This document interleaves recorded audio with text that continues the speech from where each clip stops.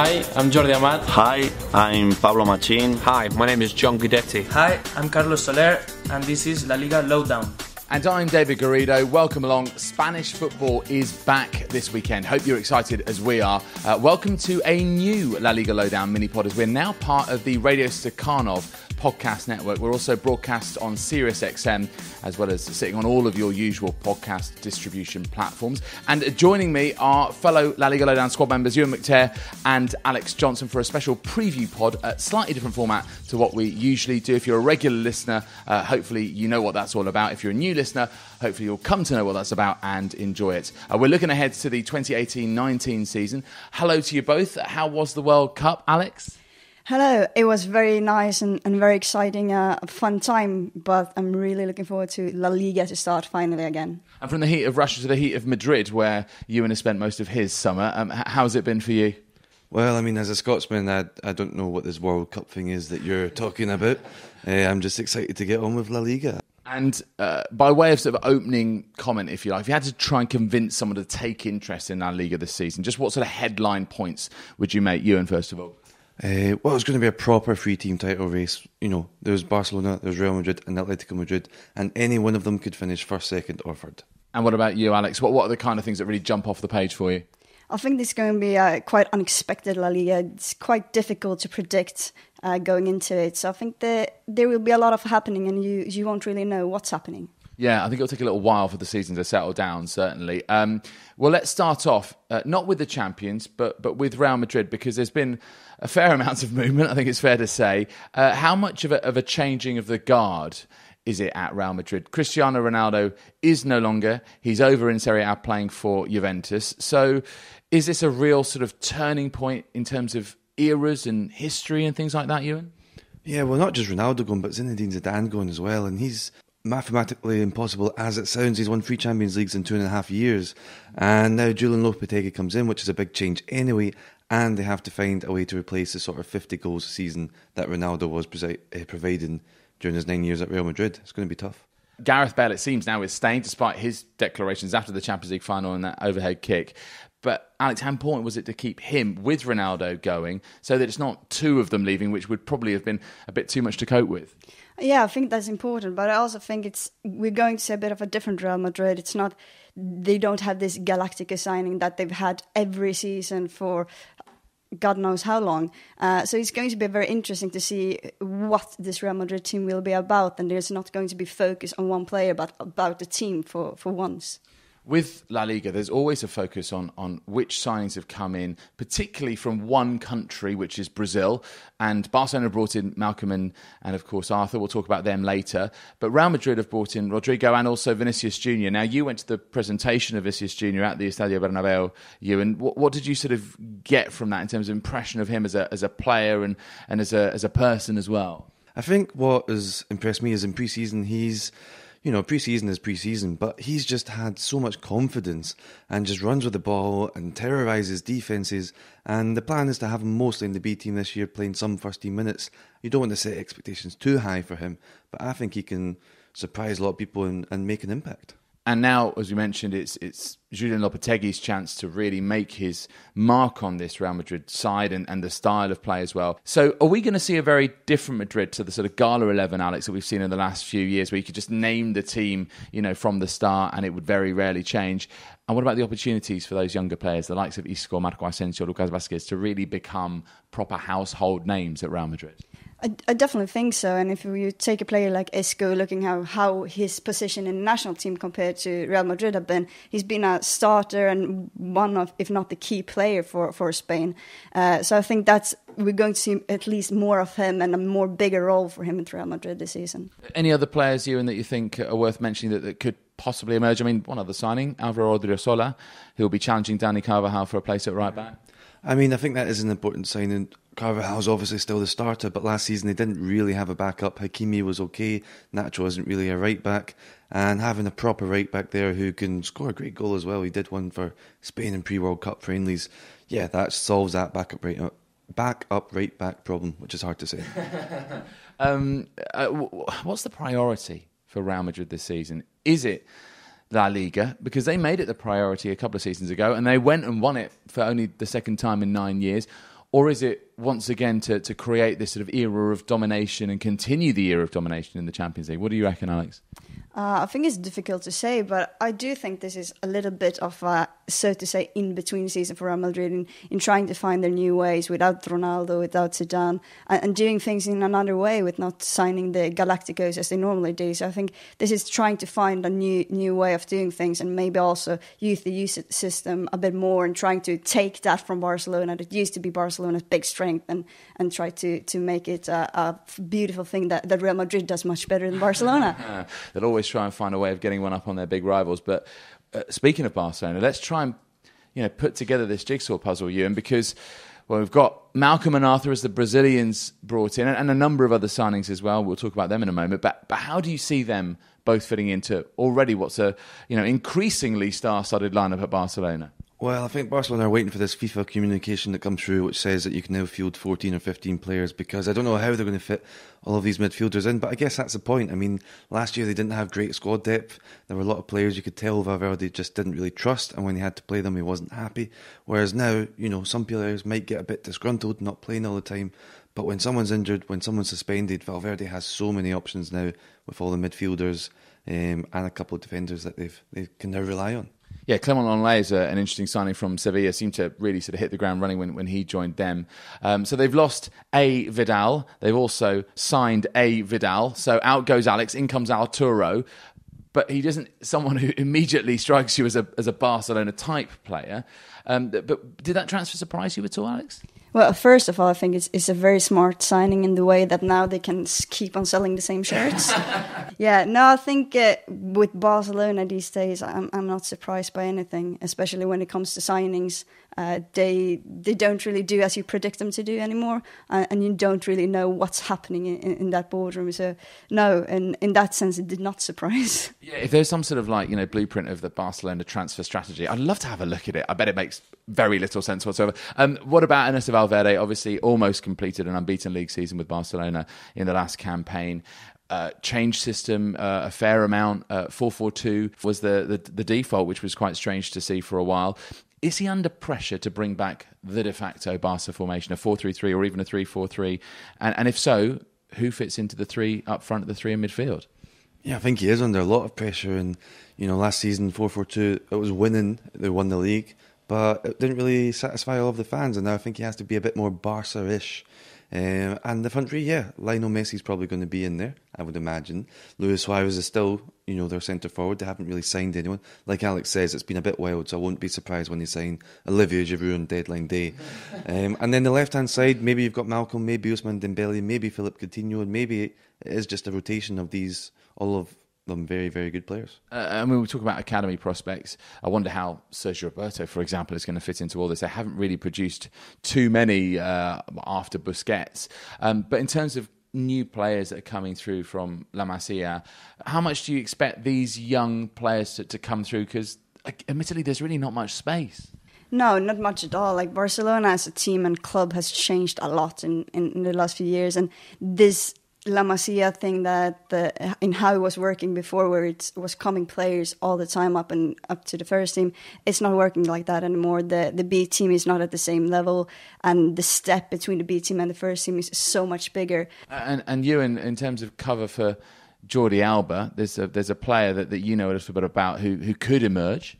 Yeah, I mean, they've obviously sold Lucas Digne, who was Jordi Alba's backup, and it seems, again, can't be surprised by anything, but it seems that they're going to promote Juan Miranda from La Masia, 18-year-old, won the youth league with Barcelona last year, and if they decide that he's now the backup left back, that's great. That's a real, perhaps, returning point for La Masia. Well, if we had to try and play as devil's advocate as we can with Barcelona, what do you think is the one main weakness as they seek to defend this La Liga title? I think it's what was their biggest strength before, which was that they did have a very, very clear philosophy of how they were playing and how their football worked and looked like. And these days, they're still trying to figure out how they're playing football and what their philosophy is and how to do it with the players they have now. Yeah, I mean, in terms of a reason why Barcelona might not retain their La Liga title, towards Atlético Madrid. Oh, what a smooth segue that was. Let's talk a little bit about Diego Simeone's side. I mean, they seem well set, don't they, ahead of the new season? Some very interesting business and seen by most people as smart minutes as well. Rodri Hernandez in from Villarreal. Thomas Lemar is in from Monaco. The only thing, I suppose, if you want to be really quite sort of picky about this, is the players that they have let go. There's a lot of experience in those legs and in those minds as well, really. Gabi, Fernando Torres. So where do they look to for leadership? Yeah, that's a real important point because, I mean, Gabi and Fernando Torres both, bleed red and white. Maybe not literally, although I've never checked. I think, in terms of what they could offer still as footballers at that level, maybe they were a little bit past it, but I don't think we should underestimate what Atlético lose in that dressing room. And Diego Godin he can be a real captain. He is for Uruguay, and we see how hard they compete all the time. But there's going to be other players who have to step up. Koke and Saul in the midfield are Atletico born and bred, and they're going to have to really step up and inherit a little bit of a leadership role. And someone who's only just recently come back to training with Atletico is, of course, Antoine Griezmann, now a world champion. Aside maybe a new haircut and possibly a new celebration when he scores a goal, what version of Antoine Griezmann will we see this year, Alex? Well, I hope we will see the best version of Antoine Griezmann. And I think that after everything that went on with if he was leaving or not leaving, and how he actually ended up deciding to stay at Atletico and the way that all came about, I think also helps showing his heart for the club. And I think that will help him give a good performance as well. How do you see it sort of fitting together with Lemar? Where does he fit in? How do they change things formation-wise? Because there's been, rumours they've been flirting with a 4-3-3 and seeing whether they might be able to adapt to that. But that seems like the least Cholo Simeone-esque thing to do ever. Yeah, it does. But in recent years, he has already shown a bit of a sign of wanting to evolve. And yeah, maybe they do just have to change the formation a little bit more of a 4-3-3 and fit in Lemar and squeeze in these players. And again, a lot of these players that they've signed are ones who can come in and back up other players really well or come in as subs. Yeah, Atletico have options this season and they can put together some sort of system and maybe win another La Liga title. Actually, for me personally, I'm delighted that we've still got Diego Simeone dressed all in black, gesticulating like mad on that touchline for Atletico Madrid. But do you think Alex needs to do anything differently? Because as you've been sort of mentioned, he's tried to evolve, but I'm not sure he's actually necessarily succeeded in evolving. Yeah, I think if we look at the last couple of seasons, we've seen when Atletico have struggled, it's been because they've been stuck in the same way of playing, in the same way of doing things, because that's what's been successful. But you can't do the same thing, exactly the same thing year after year after year, because other teams will start learning how you're working as well. And I think they need to refresh a little bit and just get in some new wind. And that's really what Atletico needs to do if they're going to keep having the same coach for that long of time, even how good he even is. So it could be a compelling title race. That's the top three covered. Hope that's whetted your appetite. We're going to discuss the European places and the relegation battle after this.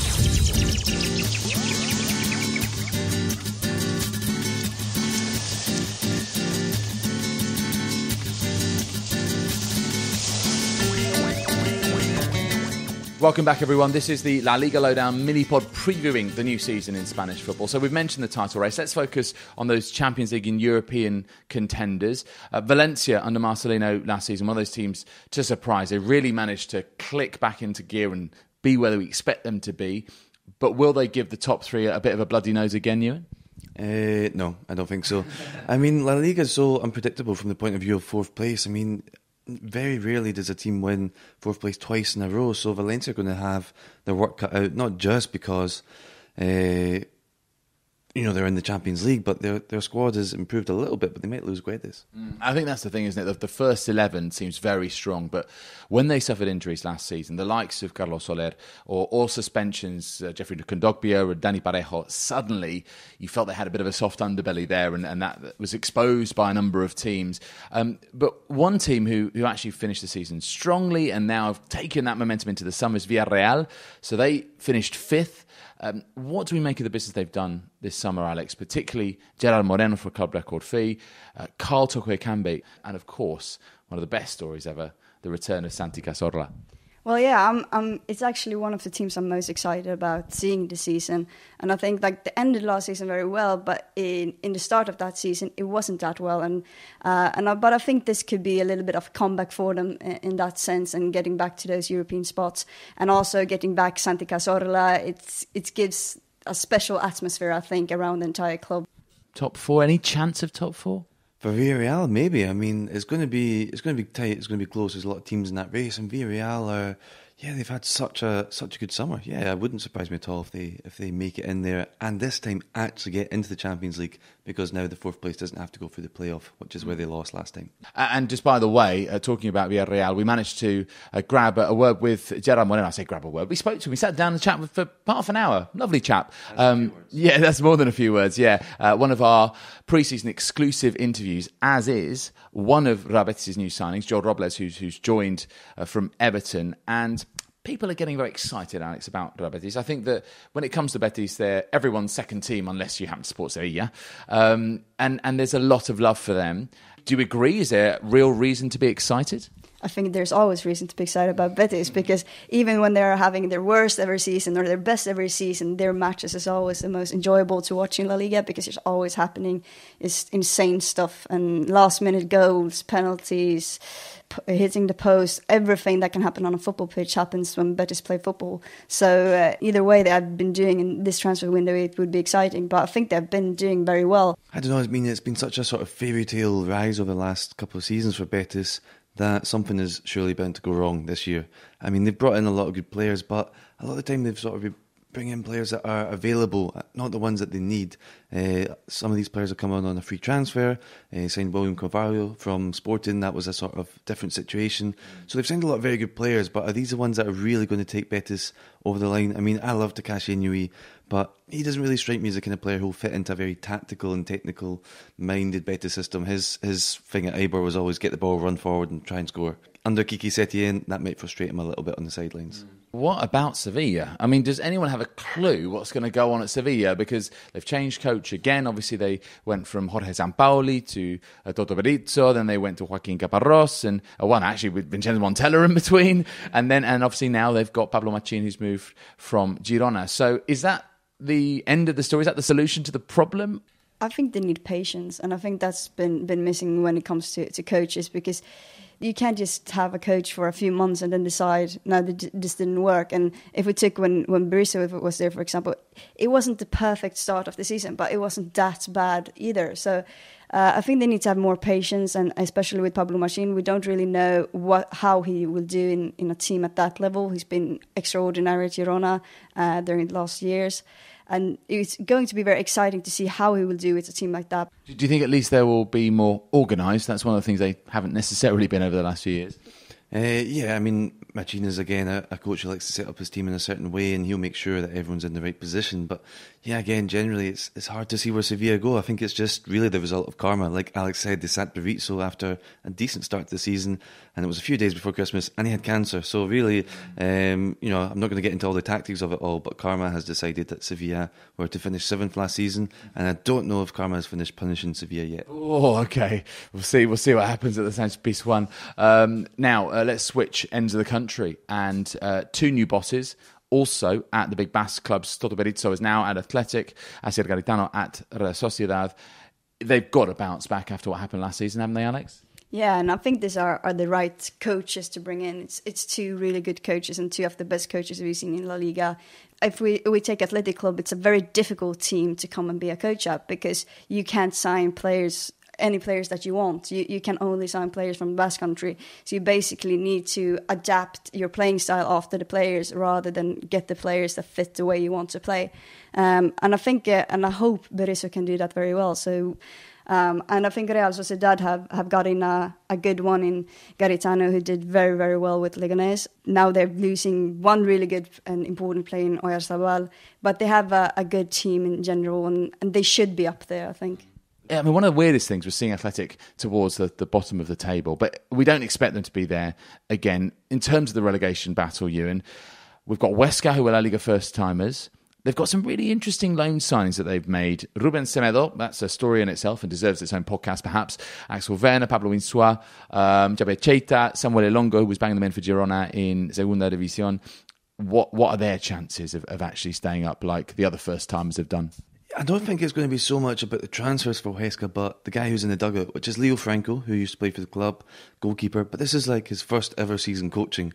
And as good as the signings might be, as good as he might be in a few years, this is a big ask to expect him to do really well with such inexperience. And I think that's going to be a theme of this relegation battle, is coaches that don't have that much La Liga experience, but they've been given a big job to do and someone's going to fail. What about Rayo, who are back? And I think... a few seasons ago, with Paco Gemes in charge, they were one of the most entertaining teams in La Liga. They've spent a little bit of time in Segunda. Back they come, along with Real Valladolid.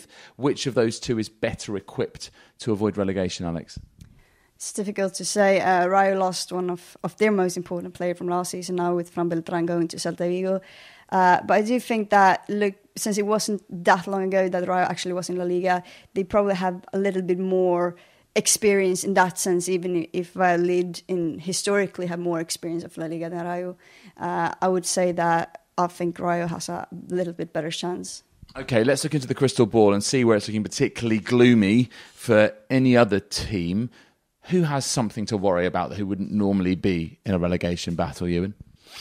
Well, I mean, it's very sunny in Barcelona, but I think there's some rain clouds, some gloom and doom over the Espanyol Stadium and Training Centre, because they've sold and lost so many players. They've lost a goalkeeper, a centre-back, a left-back, midfielder, a striker. And I'm not just talking about squad players, I'm talking about from their starting 11. And they've not really brought anyone in. So yeah, I worry about Espanyol. Maybe there are 3 teams worse than them, but I think they're going to be down that wrong end of the table. And Alex, you're in Vigo this year. The team that you will be watching, is this their last season in La Liga for a little while, or do you think it's not that critical yet with Celta? I do not think they are going to be relegated, but I think there is reasons to worry, and I think this is going to be a difficult season for them. And they've lost 2 of their most important players in midfield. They've lost Daniel Vaz to Valencia, who's been just brilliant the last couple of seasons, especially last season. But I think that the biggest loss is losing Pablo El Tuco Hernandez, who's going back to Argentina, who's just been a key player for Celta de Vigo for so long now. And they haven't really got in any player to replace those players yet. Fran Beltran, that we mentioned before, but he's still a very young player, and he's not a player that you expect to put that responsibility on just yet. And there is talks about Mathias Janssen, coming from Denmark, doing another replace a Dane with a Dane. And we'll see how that goes. And it's an interesting player, but it's not at the same level as the players they've lost. Well, at least, when there's Iago Aspas, there's hope, isn't there, as far as Celta are concerned. One other talking point, VAR in La Liga this season. This should be interesting. How do we expect it to be managed in Spain? Poorly, which is great. It's going to be good fun. It worked really well at the World Cup. I think most people agree it will make the game fairer. But yeah, there's going to be some growing pains in La Liga as it comes in, and I can't wait to see just how dramatically Mateo Lahoz points to the penalty spot from round about the centre field. So that's a little taste of the drama that is to come. Guys, thank you so much. Really appreciate your company on this mini-pod. We've got through a lot of topics in a relatively short space of time. Before we go, just a reminder of our other platforms where you can tuck in and fill up on tasty Spanish football content. Our Twitter feed is the place to be, just to hang out with us on social media. All of the squad sort of take control of the account at different times, so go have a look. Get to know us if you haven't already. Our handle is @LaLiga Lowdown. Our YouTube channel is up and running, growing by the minute. Check it out. Go to youtube.com/C/La Liga Lowdown, or quite simply, if it's easier for you, put it La Liga Lowdown into your search engine. We've got regularly uploaded video content, including those exclusive interviews that we mentioned. Our website houses everything all in one place. That's www.laligalowdown.com, so feel free to have a little nose around there. But that is it, and we'll see you next time. That's your La Liga Lowdown. See you soon.